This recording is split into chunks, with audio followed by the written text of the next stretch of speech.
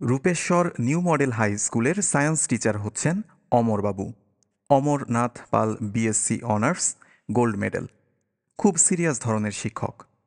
স্কুলের স্যারদের আসল নামের বাইরে একটা নকল নাম থাকে। ছাত্রমহলে সেই নামেই তারা পরিচিত হন।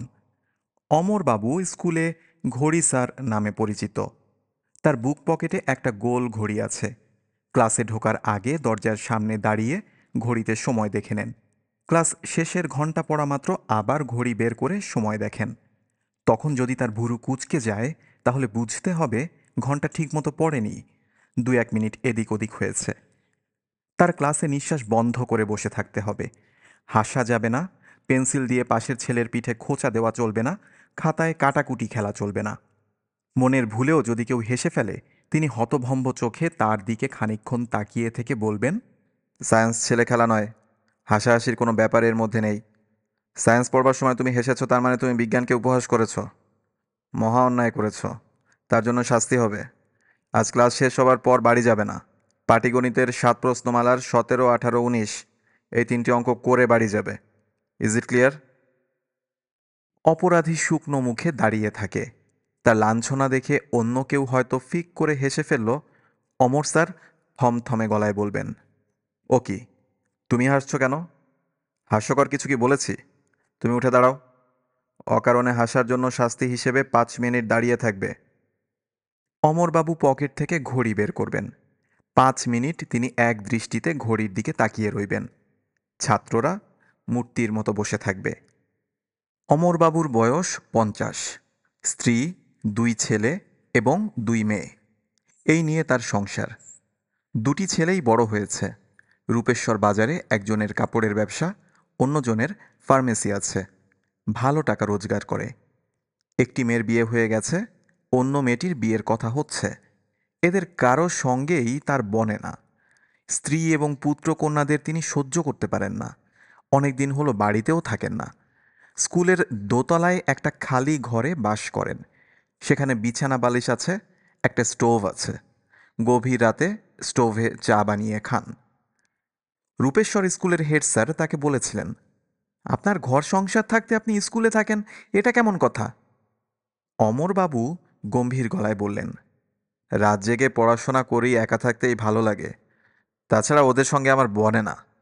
তবে স্কুলে রাত্রিযাপন করে যদি আপনাদের অসুবিধার কারণ ঘটিয়ে থাকি, তাহলে আমাকে সরাসরি বলুন, আমি ভিন্ন ব্যবস্থা দেখি। হেড স্যার সঙ্গে সঙ্গে বলেন, আরে না, এই কথা হচ্ছে না। আপনার যেখানে ভালো লাগবে আপনি সেখানে থাকবেন। তিনি অমরবাবুকে ঘাটালেন না। কারণ অমরবাবু অসম্ভব ভালো শিক্ষক। অঙ্কের ডুবোজাহাজ। ডুবোজাহাজ বলার অর্থ, তাকে দেখে মনে হয় না তিনি অঙ্ক জানেন। ভাবুক ভাবুক একটা ভাব আছে। ক্লাসে কোনো অঙ্ক তাকে করতে দিলে এমন ভাব করেন যেন অঙ্কটা মাথাতেই ঢুকছে না। তারপর পকেট থেকে গোল ঘড়ি বের করে ঘড়ির দিকে খানিকক্ষণ তাকিয়ে থেকে চোখ বন্ধ করে মুখে মুখে অঙ্কটা করে দেন। স্কুলের অনেক ছাত্রের ধারণা এই ঘড়িতে রহস্য আছে। ঘড়ি অঙ্ক করে দেয়। ব্যাপার তা নয়। তার ঘড়ির সেকেন্ডের কাঁটাটায় গণ্ডগোল আছে। কখনো দ্রুত যায়, কখনো আস্তে। তবে গড়ে সমান থাকে। এইটাই তিনি মাঝে মাঝে পরীক্ষা করেন। অমরবাবুকে ভালো মানুষ বলা যেতে পারে, তবে তিনি অমিশুক। কথাবার্তা প্রায় বলেন না বললেই হয়। কারো সাথে পাচেও থাকেন না। টিচার্স কমন রুমে জানালার পাশের চেয়ারটায় চুপচাপ বসে থাকেন। ঘণ্টা পড়লে ক্লাসে রওনা হন। স্কুলের আরবি শিক্ষক মৌলানা ইদ্রিস আলী তাকে নিয়ে মাঝে মধ্যে ঠাট্টা তামাশা করার চেষ্টা করেন। বিশেষ লাভ হয় না। তিনি ঠাট্টা তামাশা পছন্দ করেন না। কেউ ঠাট্টা করলে কঠিন চোখে তাকিয়ে থাকেন। আজ বৃহস্পতিবার, হাফ স্কুল। আগামীকাল ছুটি। ছাত্র শিক্ষক সবার মধ্যেই একটা ছুটি ছুটি ভাব চলে এসেছে। থার্ড পিরিয়ডে অমরবাবুর ক্লাস নেই। তিনি জানালার কাছের চেয়ারে চুপচাপ বসে আছেন। ইদ্রিস সাহেব তার সামনের চেয়ারে বসতে বসতে বললেন, তারপর অমরবাবু, আপনার সায়েন্সের খবর কি? অমরবাবু কিছু বললেন না, তবে চোখ তুলে তাকালেন। মনে মনে রসিকতার জন্য প্রস্তুত হলেন। বিজ্ঞান নিয়ে এই লোকটি কঠিন রসিকতা করে, যা তিনি একেবারেই সহ্য করতে পারেন না। ইদ্রিস সাহেব পানের কৌটা থেকে পান বের করতে করতে বললেন, অনেকদিন থেকে আমার মাথায় একটা প্রশ্ন ঘুরছে। রোজই ভাবি আপনাকে জিজ্ঞাসা করব। জিজ্ঞেস করলেই পারেন। ভরসা হয় না, আপনি তো আবার প্রশ্ন করলে রেগে যান। বিজ্ঞান নিয়ে রসিকতা করলে রাগি, এমনিতে রাগি না। আপনার প্রশ্নটা কি? ইদ্রিস সাহেব পান চিবুতে চিবুতে বললেন, পৃথিবী যে ঘুরছে এই নিয়ে প্রশ্ন। পৃথিবী তো ঘুরছে, তাই না? জি, পৃথিবীর দুরকম গতি। নিজের অক্ষের উপর ঘুরছে, আবার সূর্যের চারদিকে ঘুরছে। বাই বাই করে ঘুরছে? জি। তাই যদি হয়, তাহলে আমাদের মাথা কেন ঘোরে না? মাথা ঘোরা উচিত ছিল না? এমনিতে তো মাঠে দু একটা চক্কর দিলে মাথা ঘুরতে থাকে। ও কি এরকম করে তাকাচ্ছেন কেন? রাগ করছেন নাকি? বিজ্ঞান নিয়ে রসিকতা আমি পছন্দ করি না। রসিকতা কি করলাম? অমরবাবু চেয়ার ছেড়ে উঠে পড়লেন। ক্লাসের সময় হয়ে গেছে। ঘন্টা পড়বার আগেই ক্লাসের সামনে দাঁড়িয়ে থাকতে হবে। এই তার নিয়ম। পৃথিবী কোনো কারণে হঠাৎ উল্টে গেলেও নিয়মের ব্যতিক্রম হবে না। আজ পড়ার বিষয়বস্তু হল আলো। আলোর প্রতিফলন ও প্রতিসরণ। বড় চমৎকার বিষয়। আলো হচ্ছে একই সঙ্গে তরঙ্গ ও বস্তু। কি অসাধারণ ব্যাপার! ক্লাস 10-এর ছেলেগুলি অবশ্য এসব বুঝবে না। তবে বড় হয়ে যখন পড়বে তখন চমৎকৃত হবে। অমরবাবু ক্লাসে ঢুকেই বললেন, আলোর গতিবেগ কত কে বলতে পারো? 7 জন ছেলে হাত তুলল। তার মন খারাপ হয়ে গেল। তার ধারণা ছিল সবাই হাত তুলবে। ছেলেগুলো কি সায়েন্সে মজা পাচ্ছে না? তা কি করে হয়? পৃথিবীতে মজার বিষয় তো একটাই, সায়েন্স। তুমি বলো, আলোর গতিবেগ কত? প্রতি সেকেন্ডে 1,86,000 মাইল। Very good. এখন তুমি বলো, আলোর গতি কি এর চেয়ে বেশি হতে পারে? জি না স্যার। কেন পারে না? এটাই স্যার নিয়ম, প্রকৃতির নিয়ম। Very good, very very good. প্রকৃতির কিছু নিয়ম আছে যে নিয়মের কখনো ব্যতিক্রম হবে না, হতে পারে না। যেমন মাধ্যাকর্ষণ। একটা আম যদি গাছ থেকে পড়ে তাহলে তা মাটিতেই পড়বে, আকাশে উড়ে যাবে না। Is it clear? G sir. মাধ্যাকর্ষণ শক্তির জনককে বলো তো? নিউটন। নামটা তুমি এইভাবে বললে যেন নিউটন হলেন একজন রাম শ্যাম যদুমধু রহিম করিম। নাম উচ্চারণে কোনো শ্রদ্ধা নেই। বলো মহাবিজ্ঞানী স্যার আইজ্যাক নিউটন। ছাত্রটি কাঁচুমাচু মুখে বলল, মহাবিজ্ঞানী স্যার আইজ্যাক নিউটন। একজন অত্যন্ত শ্রদ্ধেয় বিজ্ঞানীর নাম অশ্রদ্ধার সঙ্গে বলার জন্য তোমার শাস্তি হবে। ক্লাস শেষ হলে বাড়ি যাবে না। পাটিগণিতের 12 নম্বর প্রশ্নমালার 21 আর 22 এই দুটি অঙ্ক করে তারপরে যাবে। Is it clear? ছেলেটির মুখ আরও শুকিয়ে গেল। অমরবাবুর মনটাই খারাপ হয়ে গেল। ছেলেগুলি তার মন খারাপ করিয়ে দিচ্ছে।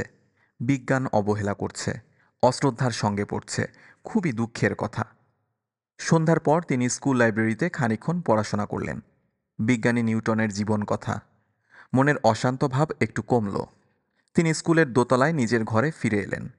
তার ছোট ছেলে রতন টিফিন ক্যারিয়ারে করে খাবার নিয়ে এসেছে। মুখ কাচুমাচু করে বারান্দায় দাঁড়িয়ে আছে।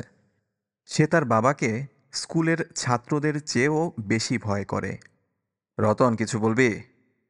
মা বলছিলেন অনেকদিন আপনি বাড়িতে যান না। তাতে অসুবিধা তো কিছু হচ্ছে না। মার শরীরটা ভালো না, জ্বর। ডাক্তার ডেকে নিয়ে যা। আমাকে বলছিস কেন? আমি কি ডাক্তার? রতন মাথা নিচু করে চলে গেল। অমরবাবুর মনে হলো আর একটু ভালো ব্যবহার করলেই হতো। এতটা কঠিন হবার প্রয়োজন ছিল না। কঠিন না হয়েই বা কী করবেন?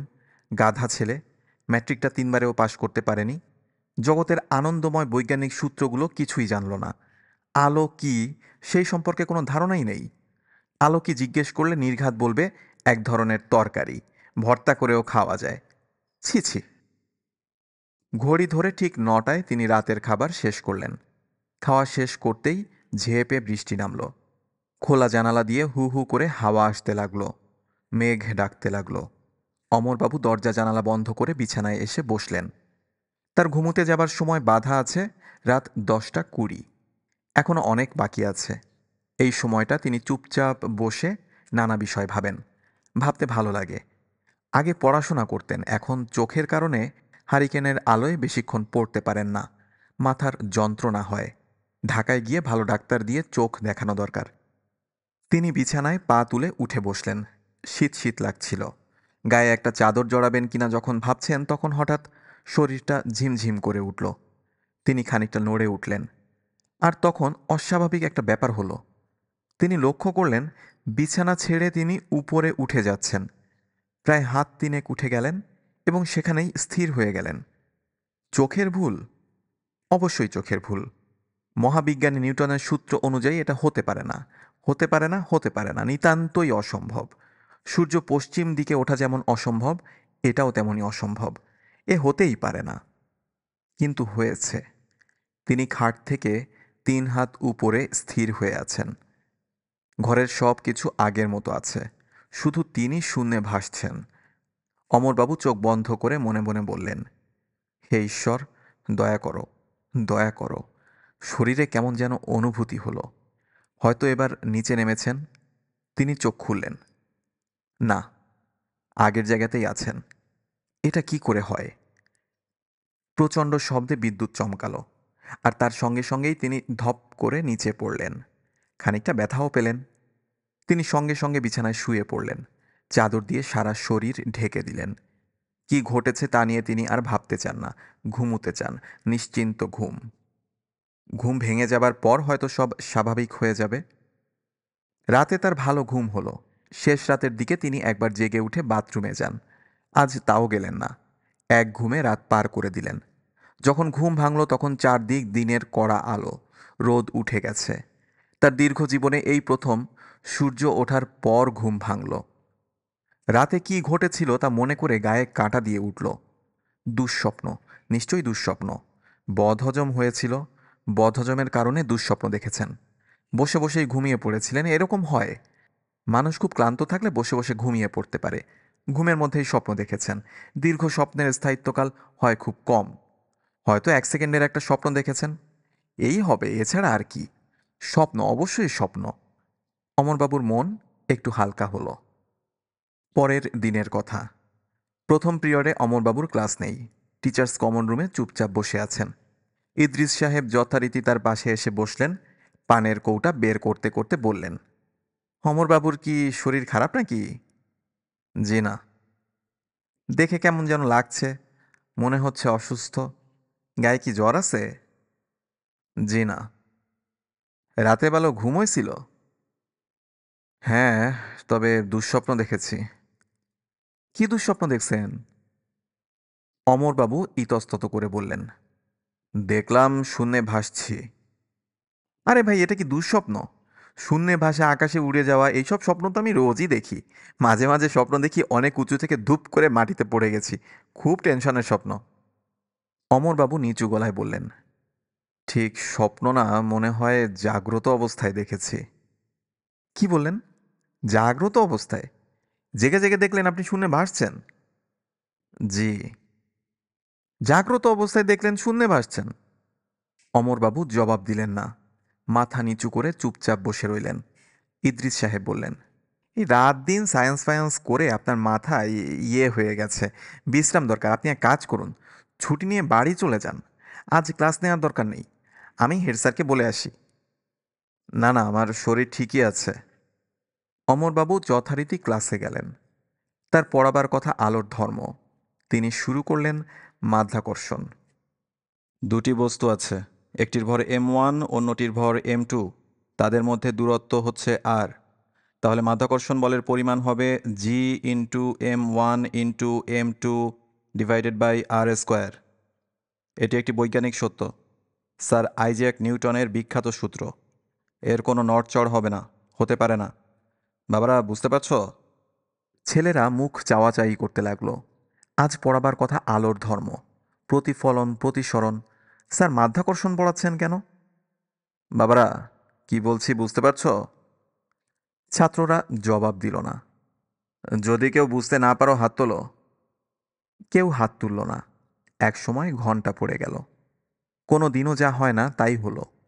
অমরবাবু ঘন্টা পড়ার পরেও চুপচাপ বসে রইলেন। পকেট থেকে ঘড়ি বের করে সময় দেখলেন না, বা উঠেও গেলেন না। চোখ বন্ধ করে মূর্তির মতো বসে রইলেন। ছাত্রদের বিস্ময়ের কোনো সীমা রইল না। সন্ধ্যা হয়ে গেছে। অমরবাবু স্কুল লাইব্রেরিতে বসে আছেন। হাতে একটা বই। নাম মৌমাছিদের বিচিত্র জীবন। পড়তে বড় ভালো লাগছে। কত ক্ষুদ্র প্রাণী, অথচ কি অসম্ভব বুদ্ধি, কি অসম্ভব জ্ঞান। মৌচাকের ভেতরের তাপমাত্রা তারা একটা নির্দিষ্ট স্থানে স্থির করে রাখে, বাড়তেও দেয় না, কমতেও দেয় না। এই কাজটা তারা করে অতি দ্রুত পাখা কাঁপিয়ে। তাপমাত্রা 1000 ভাগের 1 ভাগও বেশ কম হয় না। মানুষের পক্ষেও যা বেশ কঠিন। তিনি রাত 8টার দিকে নিজের ঘরে ফিরে গেলেন। শরীরটা ভালো লাগছে না, একটু জ্বর জ্বর লাগছে। টিফিন ক্যারিয়ারে খাবার দিয়ে গেছে। তিনি কিছু খাবেন না বলে ঠিক করলেন, না খাওয়াই ভালো হবে। অনেক সময় পেটের গণ্ডগোল থেকে মস্তিষ্ক উত্তেজিত হয়, তাতে আজে বাজে স্বপ্ন দেখার ব্যাপারটা ঘটতে পারে। না খেলে তা হবে না। লেবুর শরবত বানিয়ে 1 গ্লাস শরবত খেয়ে সকাল সকাল শুয়ে পড়লেন। কাল শীত শীত লাগছিল, আজ আবার গরম লাগছে। জানালা খোলা, সামান্য বাতাস আসছে। সেই বাতাস মশারির ভেতর ঢুকছে না। তিনি মশারি খুলে ফেললেন। মশা কামড়াবে, কামড়াক। গরমের চেয়ে মশার কামড় খাওয়া ভালো। মশারি খুলে ফেলে বিছানায় শোয়া মাত্র আবার গত রাতের মতো হলো। তিনি ধীরে ধীরে শূন্যে উঠে যেতে লাগলেন। দেখতে দেখতে তার মাথা ঘরের ছাদ স্পর্শ করল। তিনি হাত দিয়ে সেই ছাদে ধাক্কা দেওয়া মাত্র খানিকটা নিচে নেমে আবার উপরে উঠতে লাগলেন। এ কি অদ্ভুত কাণ্ড! আবারও কি স্বপ্ন?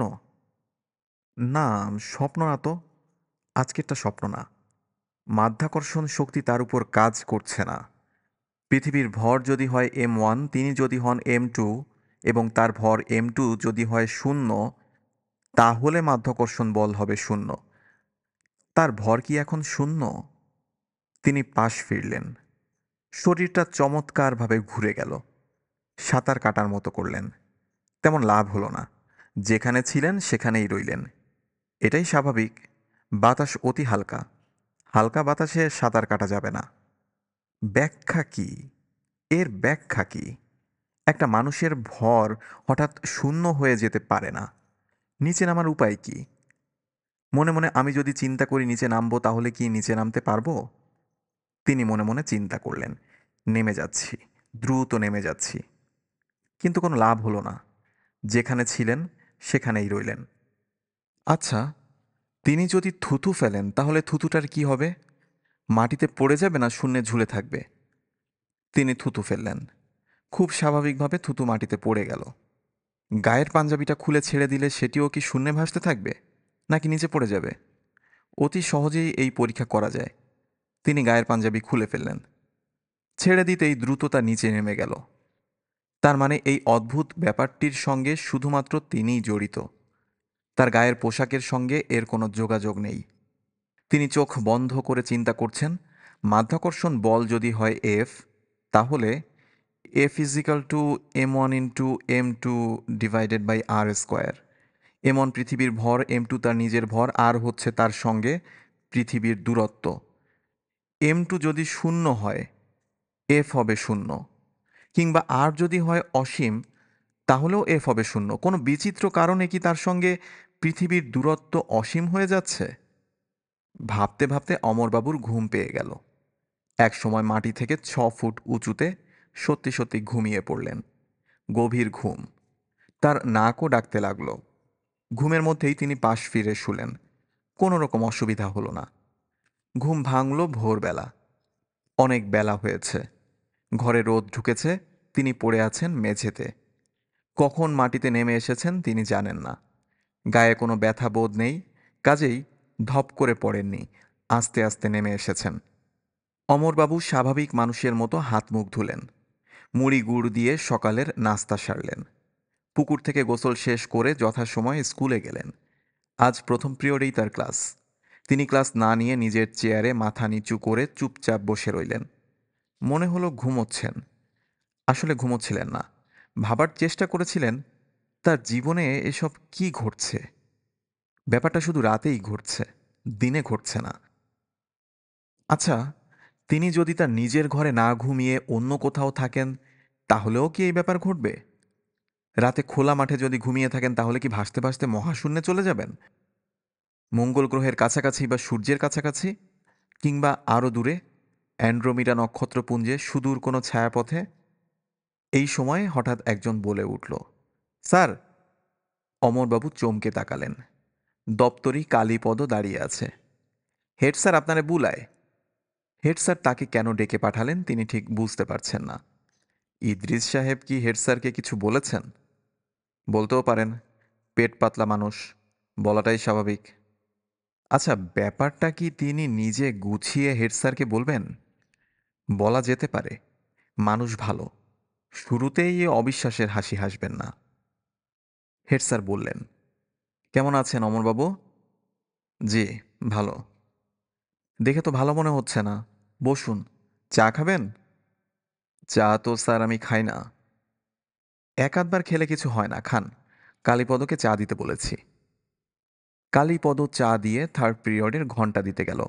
হেড স্যার বললেন, শুনলাম গতকাল ক্লাস নেননি, আজও ফার্স্ট পিরিয়ড মিস গেছে। ঘুম ভাঙতে একটু দেরি হয়েছে স্যার। ও আচ্ছা আচ্ছা, আপনার তো সব ঘড়ি ধরা, ঘুম ভাঙতে দেরি হলো কেন? অমরবাবু চুপ করে রইলেন।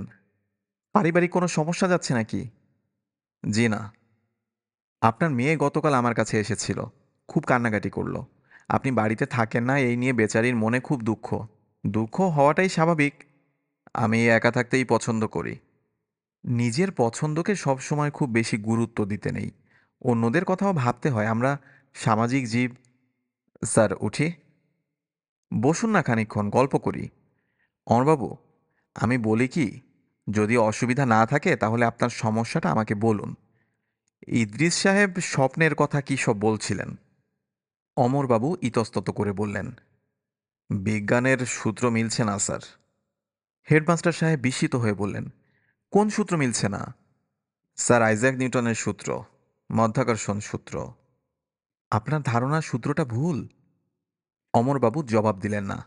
হেডমাস্টার সাহেব বিস্মিত চোখে তাকিয়ে রইলেন।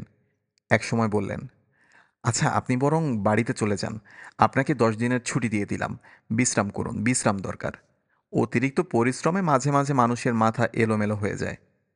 স্যার আমার মাথা ঠিকই আছে। অবশ্যই ঠিক আছে, কথার কথা বললাম। যান, বাসায় চলে যান, বাড়ির সবাই অস্থির হয়ে আছে। অমরবাবু বাড়ি গেলেন না, কমন রুমে নিজের চেয়ারে এসে বসলেন। হাতে একটা ফুল স্ক্যাপ কাগজ, সেই কাগজে নিউটনের সূত্র নতুনভাবে লিখলেন, F equal to K into M1 into M2 divided by R square. এখানে কে এর মান 1, তবে মাঝে মাঝে কে এর মান হচ্ছে 0, যেমন তার ক্ষেত্রে হচ্ছে। একসময় কলম দিয়ে নির্মমভাবে সব কেটেও ফেললেন। নিউটন যে সূত্র দিয়ে গেছেন তার মতো সামান্য মানুষ সেই সূত্র পাল্টাতে পারেন না। অমরবাবু টিফিন পিরিয়ডে অনেক সময় নিয়ে ইংরেজিতে ঢাকা বিশ্ববিদ্যালয়ের পদার্থবিদ্যার চেয়ারম্যানকে একটা চিঠি লিখলেন। চিঠির বাংলা অনুবাদ অনেকটা এই রকম, জনাব, আমি রূপেশ্বর হাই স্কুলের বিজ্ঞানের একজন শিক্ষক, নিতান্ত অনন্যপায় হইয়া আপনাকে পত্র দিতেছি। সম্প্রতি আমার জীবনে এমন এক ঘটনা ঘটিতেছে, যাহার কোনো বৈজ্ঞানিক ব্যাখ্যা আমি খুঁজিয়া না পাইয়া আপনার দ্বারস্থ হইলাম। আমি শূন্যে ভাসতে পারি। আপনার নিকট খুব অদ্ভুত মনে হইলেও ইহা সত্য। আমি ঈশ্বরের নামে শপথ নিয়া বলিতেছি, আপনাকে যাহা বলিলাম সবই সত্য। কোনো রকম চেষ্টা ছাড়াই আমি শূন্যে উঠিতে পারি এবং ভাসমান অবস্থায় দীর্ঘ সময় কাটাইতে পারি। জনাব, বিষয়টি কি বুঝিবার ব্যাপারে আপনি যদি আমাকে সাহায্য করেন, তাহা হইলে এই অধম আপনার নিকট চিরকৃতজ্ঞ থাকিবে। আপনি বলিলেই ঢাকায় আসিয়া আমি আপনাকে শূন্যে ভাষার ব্যাপারটি চাক্ষুষ দেখাইব। জনাব, আপনি আমার প্রতি দয়া করুন, বিষয়টি বুঝিতে আমাকে সাহায্য করুন। বিনীত অমর দাস পাল, বিএসসি অনার্স। 10 দিনের পুরোটাই তিনি নিজের ঘরে কাটালেন, বাড়িতে গেলেন না। তাকে নিতে তার ছোট মেয়ে অতসী এসেছিল। তাকে ধমকে বিদায় করলেন। এই মেয়েটা পড়াশোনায় ভালো ছিল, তাকে এত করে বললেন সায়েন্স পড়তে, সে ভর্তি হলো আর্টসে। কোনো মানে হয়? তাকে নিউটনের মাধ্যাকর্ষণ শক্তির সূত্র কি জিজ্ঞাসা করলে সে হাঁ করে তাকিয়ে থাকবে। কি দুঃখের কথা! অতসীকে ধমকে ঘর থেকে বের করে দিলেও সে গেল না, বারান্দায় দাঁড়িয়ে কাঁদতে লাগলো। তিনি বাইরে এসে বিরক্ত গলায় বললেন, কাঁদছিস কেন?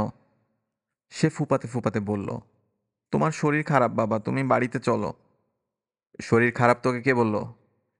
সবাই বলা বলি করছে তুমি নাকি কি সব স্বপ্ন টপ্ন দেখো। কোনো স্বপ্ন দেখি না, আমি ভালো আছি। নির্জনে একটা পরীক্ষা করছি, পরীক্ষা শেষ হোক তোদের সঙ্গে এসে কয়েকদিন থাকবো। কিসের পরীক্ষা? কিসের পরীক্ষা বললে তো তুই বুঝবি না, হাঁ করে তাকিয়ে থাকবি। এত করে বললাম সায়েন্স পড়তে। অঙ্ক পারি না যে। অঙ্ক না পারার কি আছে? যোগ বিয়োগ গুণ ভাগ, অঙ্ক তো এর বাইরে না। কাঁদিস না, বাসায় যা। আমি ভালো আছি। তিনি যে ভালো আছেন তা কিন্তু না। রোজ রাতে একই ব্যাপার ঘটছে। খেয়ে দেয়ে ঘুমাতে যান, মাঝরাতে ঘুম ভেঙে দেখেন শূন্যে ভাসছেন। তখন আতঙ্কে অস্থির হওয়া ছাড়া পথ থাকে না। তিনি ইচ্ছে করলেই নিচে নামতে পারেন না। নিচে কিভাবে নামেন তাও জানেন না। রাতটা তার অঘুমেই কাটে। তিনি ঘুমাতে যান দিনে। এমন যদি হতো তিনি দিন-রাত সারাক্ষণই শূন্যে ভাসছেন তাহলেও একটা কথা ছিল। নিজেকে সান্ত্বনা দিতে পারতেন যে কোনো এক অদ্ভুত প্রক্রিয়ায় তার ভর শূন্য হয়ে গেছে। ব্যাপারটা সেরকম না। এমন কেউ এখানে নেই যে তিনি সাহায্যের জন্য তার কাছে যাবেন। ঢাকা বিশ্ববিদ্যালয়ের পদার্থবিদ্যার চেয়ারম্যান সাহেবও কিছু লিখছেন না। হয়তো ভেবেছেন পাগলের চিঠি। কে আর কষ্ট করে পাগলের চিঠির জবাব দেয়? 9 দিনের মাথায় অমরবাবু চিঠির জবাব পেলেন। অতি ভদ্র চিঠি। চেয়ারম্যান সাহেব বিশ্ববিদ্যালয়ের প্যাডে লিখেছেন, জনাব, আপনার চিঠি কৌতূহল নিয়ে পড়লাম। আপনি বিজ্ঞানের শিক্ষক, কাজেই বুঝতে পারছেন আপনি যে বিষয়ের অবতারণা করেছেন তা বিজ্ঞান স্বীকার করে না। আপনি যদি আমার অফিসে এসে শূন্যে ভাসতে থাকেন তাহলেও আমি বিশ্বাস করব না। ভাববো এর পেছনে ম্যাজিকের কোনো কৌশল কাজ করছে। আপনি নিশ্চয়ই জানেন জাদুকররা শূন্যে ভাষার খেলা সব সময়ই দেখায়। যাই হোক, আপনার চিঠি পড়ে আমার ধারণা হয়েছে যে আপনার সমস্যাটি মানসিক। আপনি মনে মনে ভাবছেন শূন্যে ভাসছেন, আসলে ভাসছেন না। সবচেয়ে ভালো হয় যদি একজন সাইকিয়াট্রিস্টের সঙ্গে এই বিষয়ে আলোচনা করেন। একমাত্র তিনি আপনাকে সাহায্য করতে পারেন। আমি আপনাকে কোনো রকম সাহায্য করতে পারছি না বলে আন্তরিকভাবে দুঃখিত। আপনার সুস্বাস্থ্য কামনা করে শেষ করছি। বিনীত S Ali, MSc PhD FRS. অমরবাবু মনোরোগ বিশেষজ্ঞের কাছে যাবার ব্যাপারে কোনো গুরুত্ব দিলেন না, কারণ তিনি জানেন বিষয়টা সত্যি। তিনি দু একটা ছোটোখাটো পরীক্ষা করে এই বিষয়ে নিশ্চিত হয়েছেন। যেমন স্কুল থেকে লাল রঙের চক নিয়ে এসেছিলেন। শূন্যে উঠে যাবার পর সেই লাল রঙের চক দিয়ে ছাদে বড় করে লিখলেন, হে পরম পিতা ঈশ্বর, তুমি আমাকে দয়া করো। তোমার অপার রহস্যের খানিকটা আমাকে দেখতে দাও। আমি অন্ধ, তুমি আমাকে পথ দেখাও। জ্ঞানের আলো আমার হৃদয়ে প্রজ্বলিত করো। পথ দেখাও পরম পিতা। আরও অনেক কিছু লেখার ইচ্ছা ছিল। চক ফুরিয়ে যাওয়ায় লেখা হলো না। এই লেখাটা ছাদে আছে। তিনি তাকালেই দেখতে পান। এমন যদি হতো লেখাটা তিনি একা দেখতে পাচ্ছেন তাহলেও বোঝা যেত সমস্যাটা মনে। কিন্তু তা তো না। অন্যরাও লেখা পড়তে পারছে। গতকাল বিকেলে হেডমাস্টার সাহেব তাকে দেখতে এসে হঠাৎ করেই বিস্মিত গলায় বললেন, ছাদে এসব কি লেখা? অমরবাবু নিচু গলায় বললেন, প্রার্থনা সঙ্গীত। প্রার্থনা সঙ্গীত ছাদে লিখলেন কেন? শুয়ে শুয়ে যাতে পড়তে পারি, এই জন্য। লিখলেন কিভাবে? মই দিয়ে উঠেছিলেন নাকি? অমরবাবু জবাব দিলেন না। হেডমাস্টার সাহেব জবাবের জন্য খানিকক্ষণ অপেক্ষা করে বললেন, আপনার ছুটি তো শেষ হয়ে গেল, আপনি কি ছুটি আরও বাড়াতে চান? জি না। আপনি বরং আরও কিছুদিন ছুটি নিন। শরীরটা এখনও সেরেছে বলে মনে হয় না, আপনাকে খুব দুর্বল লাগছে। আমার শরীর যা আছে তাই থাকবে স্যার, আর ভালো হবে না। এইসব কি ধরনের কথা? কোনো ডাক্তারকে কি দেখিয়েছেন? জি না। ডাক্তার দেখাতে হবে। ডাক্তার না দেখালে কিভাবে হবে? বিধুবাবুকে দেখান। বিধুবাবু LMF হলেও যে কোনো বড় ডাক্তারের কান কেটে নিতে পারে। বিধুবাবুকে দেখানোর কথা মনে থাকবে? জি স্যার, থাকবে। না, আপনার মনে থাকবে না, আমি বরং নিয়ে আসব। আমার ছোট মেয়েটার জ্বর। বিধুবাবুকে বাসায় আসতে বলেছি। এলে আপনার কাছে পাঠিয়ে দেব। জি, আচ্ছা। এখন তাহলে উঠি অমরবাবু? একটু বসুন স্যার। হেডমাস্টার সাহেব উঠতে গিয়েও বসে পড়লেন। তিনি খানিকটা বিস্মিত, কারণ অমরবাবু এক দৃষ্টিতে ছাদের লেখাগুলির দিকে তাকিয়ে আছেন। তাকে অসম্ভব চিন্তিত মনে হচ্ছে। অমরবাবু নিচু গলায় বললেন, আপনাকে একটা কথা বলতে চাচ্ছি স্যার, যদি কিছু মনে না করেন। বলুন, কি বলবেন? মনে করাকরির কি আছে? অমরবাবু প্রায় ফিসফিস করে বললেন, আমি শূন্যে ভাসতে পারি। বুঝতে পারলাম না কি বলছেন। আমি আপনা আপনি শূন্যে উঠে যেতে পারি। ও আচ্ছা। হেডমাস্টার সাহেব ও আচ্ছা এমন ভঙ্গিতে বললেন যেন শূন্যে ভেসে থাকবার ব্যাপারটা রোজই ঘটছে। তবে তার চোখ দেখে মনে হচ্ছে তিনি খুব চিন্তিত বোধ করছেন। ছাদের লেখাগুলি শূন্যে ভাসতে ভাসতে লেখা। ও আচ্ছা।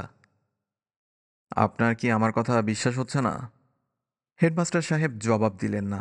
অমরবাবু বললেন, আমি স্যার এই জীবনে কখনো মিথ্যা কথা বলিনি। ছেলেবেলায় হয়তো বলেছি, জ্ঞান হবার পর থেকে বলিনি। আমি বিধুবাবুকে পাঠিয়ে দেব। জি আচ্ছা। বিধুবাবু এসে খানিকক্ষণ গল্প টল্প করে যাবার সময় ঘুমের ওষুধ দিয়ে গেলেন। বললেন, দুঃস্বপ্ন না দেখার একটাই পথ, গভীর নিদ্রা। নিদ্রা পাতলা হলেই মানুষ দুঃস্বপ্ন দেখে। আমি ফোনোবারবিটন ট্যাবলেট দিয়ে যাচ্ছি। শোবার আগে 2টা করে খাবেন। অমরবাবু 2টো ট্যাবলেট খেয়ে ঘুমোতে গেলেন। তবে ঘুমোতে যাবার আগে একটা কাণ্ড করলেন।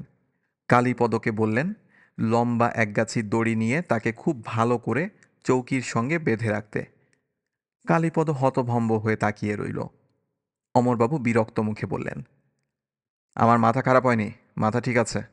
তোমাকে যা করতে বলেছি করো। ব্যাপারটা কি পরে বুঝিয়ে বলবো। লম্বা দেখে একগাছি দড়ি আনো, শক্ত করে আমাকে চৌকির সঙ্গে বাঁধো। কালীপদ তাই করল, তবে করল খুব অনিচ্ছার সঙ্গে। অমরবাবু ঘুমিয়ে পড়লেন। ঘুমের ট্যাবলেটের কারণে তার গাঢ় নিদ্রা হলো। ঘুম ভাঙল বেলা ওঠার পর। তিনি দেখলেন এখনও চৌকির সঙ্গে বাঁধা আছেন, তবে চৌকি আগের জায়গায় নেই, ঘরের মাঝামাঝি চলে এসেছে। তার একটিই মানে, চৌকি নিয়েই তিনি শূন্যে ভেসেছেন। নামার সময় চৌকি আগের জায়গায় নামেনি, স্থান পরিবর্তন হয়েছে। তিনি সেদিনই বিছানাপত্র নিয়ে বাড়ি চলে গেলেন। অতসী তাকে দেখে কেঁদে ফেলল। তিনি বিরক্ত গলায় বললেন, নাকে কাঁদছিস কেন, কি হয়েছে? অতসী কাঁদতে কাঁদতেই বলল, তোমার শরীর এত খারাপ হয়েছে কেন বাবা? কি ভয়ঙ্কর রোগা হয়ে গেছো। ভালো ঘুম হচ্ছে না, এজন্য শরীর খারাপ হয়েছে। এতে নাকে কাদার কি হলো? সবাই বলা বলি করছে তোমার নাকি মাথা খারাপ হয়ে গেছে। কালীপদ নাকি রোজ রাতে দড়ি দিয়ে তোমাকে বেঁধে রাখে। কি যন্ত্রণা! একবারই বাঁধতে বলেছিলাম, এর মধ্যে এই গল্প ছড়িয়ে গেছে। তোমার কি হয়েছে বাবা, বলো। কিছু হয়নি। অমরবাবু 6 দিন বাড়িতে থাকলেন। এই 6 দিনে একটা গুরুত্বপূর্ণ তথ্য আবিষ্কার করলেন। শূন্যে ভাষার ব্যাপারটা তিনি একা একা থাকার সময়ই ঘটে, অন্য কেউ তার সঙ্গে ঘুমুলে ঘটে না। যে করাত তার স্ত্রী তার সঙ্গে ঘুমিয়েছেন সে করাত তিনি শূন্যে ভাসেননি। 2 রাত ছিলেন একা একা, 2 রাতেই শূন্যে উঠে গেছেন। পূজার ছুটির পর স্কুল নিয়মিত শুরু হলো। তিনি স্কুলে গেলেন না, লম্বা ছুটির দরখাস্ত করলেন। আবার বাড়ি ছেড়ে বাস করতে শুরু করলেন স্কুলের ঘরে। দীর্ঘদিন বাড়িতে থাকতে তার ভালো লাগে না। শূন্যে ভাষার ব্যাপারটা রোজ ঘটতে লাগলো, আগের চেয়ে অনেক বেশি ঘটতে লাগলো। এখন বিছানায় শোয়া মাত্র শূন্যে উঠে যান, সারা রাত সেখানেই কাটে। শেষ রাতের দিকে নিচে নেমে আসেন। ব্যাপারটা ঘটে শুধু রাতে, দিনে ঘটে না, কখনো না, এবং অন্য কোনো ব্যক্তির সামনেও ঘটে না। হেড স্যার এবং ইদ্রিস স্যার পরপর 2 রাত অমরবাবুর সঙ্গে জেগে বসেছিলেন দেখার জন্য যে ব্যাপারটা কি। তারা মুহূর্তের জন্য চোখের পাতা এক করেননি। লাভ হয়নি, কিছুই দেখেননি। হেড স্যার বললেন, ব্যাপারটা পুরোপুরি মানসিক। অমরবাবু দুঃখিত গলায় বললেন, আপনার কি ধারণা আমি পাগল হয়ে গেছি? না না, তা না, পাগল হবেন কেন? তবু আমার ধারণা ব্যাপারটা আপনার মনে ঘটছে। একবার ঢাকায় চলুন না, একজন মনোরোগ বিশেষজ্ঞের সঙ্গে কথা বলি। না, ক্ষতি তো কিছু নেই, চলুন না। আমি যেতে চাচ্ছি না স্যার, কারণ আমি জানি ব্যাপারটা সত্যি। সত্যি না হলে ছাদে এই লেখাগুলো আমি কিভাবে লিখলাম? দেখেছেন তো ঘরে কোনো মই নেই। হেড স্যার চুপ করে রইলেন। অমরবাবু বললেন, আপনারা ঘরের বাইরে গিয়ে দাঁড়ান, আমি আবার শূন্যে উঠে ছাদে একটা লেখা লিখব। হেড স্যার বললেন, তার দরকার নেই, কিন্তু কথা হচ্ছে আপনি আমাদের সামনে ব্যাপারটা পারছেন না কেন? আমিই জানি না, জানলে বলতাম। জানার চেষ্টা করছি, দিনরাত এটা নিয়েই ভাবছি। এত ভাবাভাবির দরকার নাই, আপনি আমার সঙ্গে ঢাকা চলুন। 2 দিনের ব্যাপার, যাব, ডাক্তার দেখাবো, চলে আসব। আমার একটা অনুরোধ রাখুন প্লিজ। আপনার হয়তো লাভ হবে না, কিন্তু ক্ষতি তো কিছু হবে না। অমরবাবু ঢাকায় গেলেন। একজন অতি বিখ্যাত মনোরোগ বিশেষজ্ঞ দীর্ঘ সময় ধরে তাকে নানান প্রশ্ন করলেন। পরপর কয়েকদিন তার কাছে যেতে হলো। শেষ দিনে বিশেষজ্ঞ ভদ্রলোক বললেন, আপনার যা হয়েছে তা একটা রোগ, এর উৎপত্তি হচ্ছে অবসেশনে। বিজ্ঞানের প্রতি আপনার তীব্র অনুরাগ, সেই অনুরাগ রূপান্তরিত হয়েছে অবসেশনে। কেউ যখন বিজ্ঞানকে অবহেলা করে তুচ্ছতাচ্ছিল্যের সঙ্গে কথা বলে, তখন আপনি তীব্র আঘাত পান। এই আঘাত আপনি পেয়েছেন আপনার অতি নিকটজনের কাছ থেকে, যেমন ধরুন আপনার কন্যা। সে বিজ্ঞান পড়েনি, আর্টস পড়ছে। এই তীব্র আঘাত আপনার মন গ্রহণ করতে পারেনি। আপনার অবচেতন মন ভাবতে শুরু করেছে বিজ্ঞানের সূত্র অভ্রান্ত নয়, ভুল সূত্রও আছে। মাধ্যাকর্ষণ সূত্রও ভুল। একসময় অবচেতন মনের ধারণা সঞ্চারিত হয়েছে চেতন মনে। বুঝতে পারছেন? জি না, বুঝতে পারছি না। মোদ্দা কথা হলো আপনার রোগটা মনে। না, আমি নিজে বিজ্ঞানের শিক্ষক। আমি খুব ঠান্ডা মাথায় বিচার বিবেচনা করেছি। আমি যে শূন্যে উঠতে পারি এটা ভুল না, পরীক্ষিত সত্য। মোটেও পরীক্ষিত সত্য নয়। আপনি ছাড়া দ্বিতীয় কোনো ব্যক্তি দেখেনি যে আপনি শূন্যে ভাসছেন। দেখলেও কথা ছিল। কেউ কি দেখেছে? জি না। আমি ট্রাঙ্কুলাইজার জাতীয় কিছু ওষুধ দিচ্ছি। নিয়মিত খাবেন, ব্যায়াম করবেন, মন প্রফুল্ল রাখবেন। বিজ্ঞান নিয়ে কোনো পড়াশোনা করবেন না। অমরবাবু দুঃখিত গলায় বললেন, আপনি আমার কথা বিশ্বাস করেননি, কিন্তু আমি যা বলছি সত্য বলছি। ব্যাপারটা হয়তো আপনার কাছে সত্যি, কিন্তু সবার কাছে নয়। আপনি খুব ঠান্ডা মাথায় বিচার করলেও এই সিদ্ধান্তে আসবেন। অমরবাবু ভগ্ন হৃদয়ে রূপেশ্বরে ফিরে এলেন। স্কুলে যোগ দিলেন না। কিছুদিনের মধ্যেই মাথা খারাপের সব লক্ষণ তার মধ্যে একে একে দেখা দিতে লাগলো। বিড়বিড় করে কথা বলেন, একা একা হাঁটেন। হাঁটার সময় দৃষ্টি থাকে আকাশের দিকে। নিতান্ত অপরিচিত কাউকে দেখলে থমকে দাঁড়িয়ে যান। শান্ত গলায় বলেন, কিছু মনে করবেন না। আপনি কি নিউটনের গতিসূত্র জানেন? পাগলের অনেক রকম চিকিৎসা করানো হলো, কোনো লাভ হলো না। বরং লক্ষণগুলি আরও প্রকট হওয়া শুরু করলো। গভীর রাত্রে ছাত্রদের বাড়িতে উপস্থিত হয়ে উঁচু গলায় ডাকেন, জব্বার, ও জব্বার, উঠে আয় তো বাবা, খুব দরকার। জব্বার উঠে এলে তিনি করুণ গলায় বলেন, নিউটনের সূত্র মনে আছে? ভালো করে পড়, এসএসসিতে আসবে, সাথে অঙ্ক থাকবে। ভূমি থেকে 10 ফুট উচ্চতায় 1 গ্রাম ভর বিশিষ্ট একটি আপেল ছাড়িয়া দিলে তার গতিবেগ 5 ফুট উচ্চতায় কত হইবে? অঙ্কটা চট করে কর। মাধ্যাকর্ষণজনিত ত্বরণ কত মনে আছে তো? আমাদের সমাজ পাগলদের প্রতি নিষ্ঠুর আচরণ করে। অমরবাবুর ক্ষেত্রেও তার ব্যতিক্রম হলো না। বছরখানেক ঘুরতে না ঘুরতেই দেখা গেল ছোট ছোট ছেলেমেয়েরা তাকে দেখে বলছে, নিউটনের সূত্রটা কি যেন? অমরবাবু দাঁত মুখ খিচিয়ে এদের তাড়া করছেন। তারা মজা পেয়ে খুব হাসছে, কারণ তারা জানে পাগলরা শিশুদের তাড়া করে ঠিকই, কখনো আক্রমণ করে না। পৌষের শুরু, জাঁকিয়ে শীত পড়েছে। এই শীতেও খালি গায়ে শুধুমাত্র একটা ধুতি কোমরে পেঁচিয়ে অমরবাবু রাস্তায় রাস্তায় হাঁটেন। নিউটনের সূত্র মনে আছে কিনা এই প্রশ্ন তিনি এখন আর কোনো মানুষকে করেন না, পশু পাখি কীট পতঙ্গদের করেন। তারা প্রশ্নের উত্তর সঙ্গত কারণেই দেয় না। তিনি তখন ক্ষেপে যান। রাত 10টার মতো বাজে। কনকনে শীত। অমরবাবু দাঁড়িয়ে আছেন একটা কাঁঠাল গাছের নিচে। কাঁঠাল গাছের ডালে কয়েকটা বাদুড় ঝুলছে। তিনি বাদুড়গুলিকে নিউটনের সূত্র সম্পর্কে বলছেন। তখনই দেখা গেল হারিকেন হাতে হেড স্যার আসছেন। কাঁঠাল গাছের কাছে এসে তিনি থমকে দাঁড়ালেন। অমরবাবুর দিকে তাকিয়ে দুঃখিত গলায় বললেন, কে, অমর? জি স্যার। কি করছেন? বাদুড়গুলির সঙ্গে কথা বলছিলাম স্যার। ও আচ্ছা। এদের সঙ্গে কথা বললে মনটা হালকা হয়। ওদের নিউটনের সূত্রগুলো বুঝিয়ে দিচ্ছিলাম। এই শীতে বাইরে ঘুরছেন, বাসায় গিয়ে ঘুমান। ঘুম আসে না স্যার। হেডমাস্টার সাহেব ইতস্তত করে বললেন, ইয়ে, অমরবাবু, এখনও কি আপনি শূন্যে ভাসেন? জি না, ঢাকা থেকে আসার পর আর ভাসিনি। যদি আবার কখনো ভাসতে পারি আপনাকে বলবো। আমার এখানে থাকতে ইচ্ছে করে না। ভাসতে ভাসতে দূরে কোথাও চলে যেতে ইচ্ছে করে। দূরে কোথায়? মহাশূন্যে, অসীম দূরত্বে, চন্দ্র সূর্য গ্রহ নক্ষত্র সব ছাড়িয়ে। ও আচ্ছা। যাবার আগে আমি আপনাকে খবর দিয়ে যাব। আচ্ছা আচ্ছা। শীত কেটে গিয়ে বর্ষা এসে গেল। অমরবাবু লোকালয় প্রায় ত্যাগ করলেন। বেশিরভাগ সময় বনে জঙ্গলে থাকেন। রূপেশ্বরের পাশের গ্রাম হলদিয়ায় ঘন বন আছে। এখন ওই বনেই তার আস্তানা।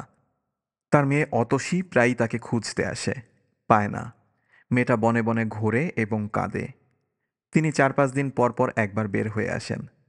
তাকে দেখে আগের অমরবাবু বলে চেনার কোনো উপায় নেই। যেন মানুষ না, প্রেত বিশেষ। মাথা ভর্তি বিরাট চুল, বড় বড় দাড়ি, হাতের নখগুলি বড় হতে হতে পাখির ঠোঁটের মতো বেঁকে গেছে। স্বভাব চরিত্র হয়েছে ভয়ঙ্কর। মানুষ দেখলে কামড়াতে আসেন, ইট পাথর ছোড়েন। একবার স্থানীয় পোস্টমাস্টারকে গলা টিপে প্রায় মেরে ফেলতে বসেছিলেন। সবাই তাকে এড়িয়ে চলে। অতসীর বিয়ে হয়ে গেছে।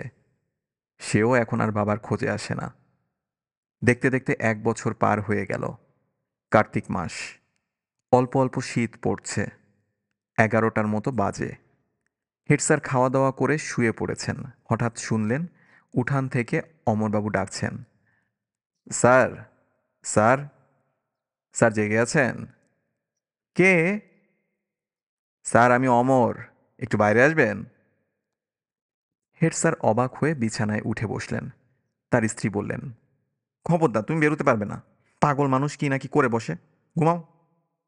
অমরবাবু আবার কাতর গলায় বললেন, একটু বাইরে আসুন স্যার, খুব দরকার, খুব বেশি দরকার।